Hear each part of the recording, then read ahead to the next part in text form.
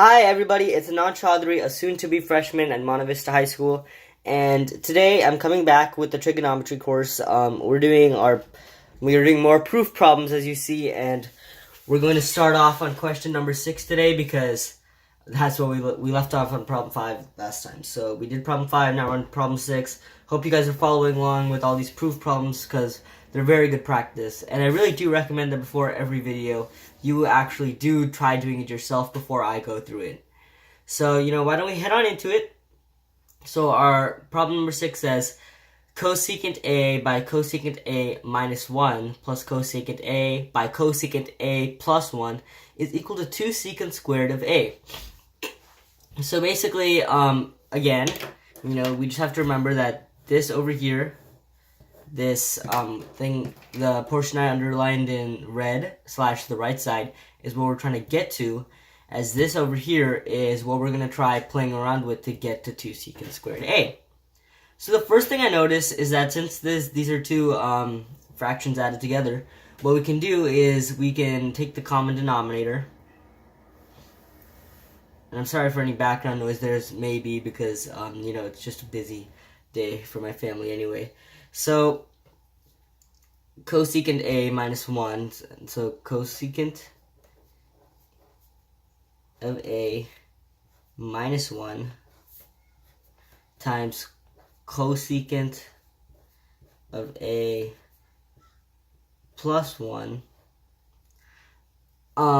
is going to be our denominator because we're just multiplying, and that's going to be our common denominator. And if you take a look at what it's going to be, it's actually going to equal to, if you take this, it's going to be called cosecant A times cosecant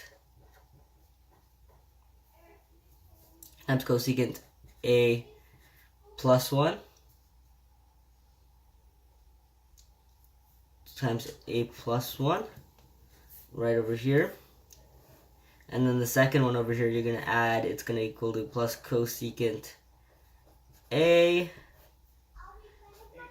times cosecant A minus 1. So again, we just simply took the common denominator and added them together.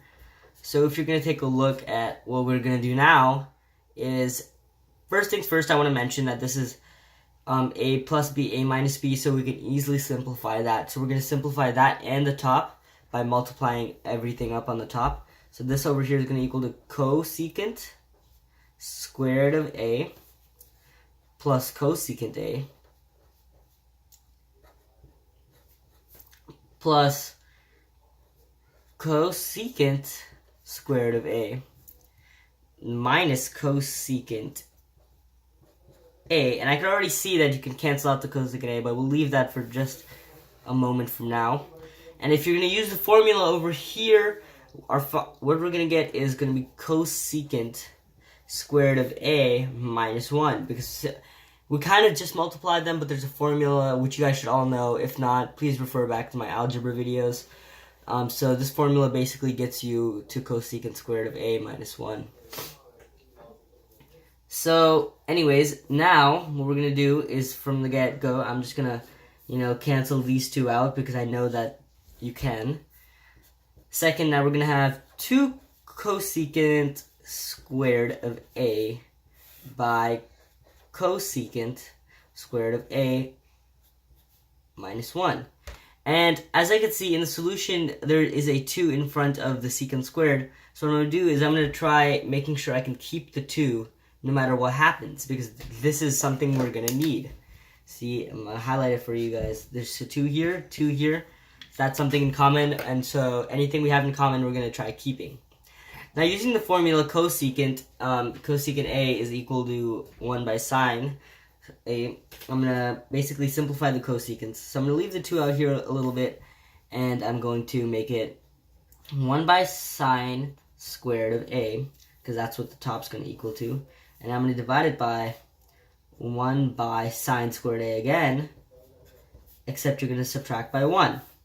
And so from now, I'm just going to, this is going to be a separate little portion. I'm going to take the common denominator, and I'm going to, just subtract them. So the common denominator is obviously sine squared A it's going to be 1 minus sine squared a on the top, where if you take this over here, it's going to be 2 times 1 by sine squared a divided by 1 minus sine squared a by sine squared a. I can cancel these sine squared a's because they both are in the denominator. So I can make it now, it's going to be 2 by 1 minus sine squared a, which I know 1 minus sine squared a is equal to cos squared a, as I'm kind of running out of space here. So from here, I'm just going to go to 2 by cos squared a. And as we know, 1 by cos squared a is equal to secant a. So, yeah, sorry, 1 by cos a is equal to secant a. Since we have 2 of those, since we have this 2 over here, it's going to equal to 2. This is going to equal to 2 secant squared of a, because we have 2 of these cos squared a's over here. So this is our final answer. And as our proof, we have that over there, and this over here as equaling the same thing, which is what our goal was over in this video. And so thank you guys for watching. This was just another trigonometric proof video, and I hope to do a few more of these before we head on into what we're gonna do next in this Lone Youth book, Plain Trigonometry. So anyways, thank you guys for watching. If you guys are interested in learning all of trigonometry, just go to my trigonometry playlist, and you guys can learn all about the trigonometry I've taught so far. And so thank you for watching. If you haven't subscribed, please subscribe and like the video for support. Thank you.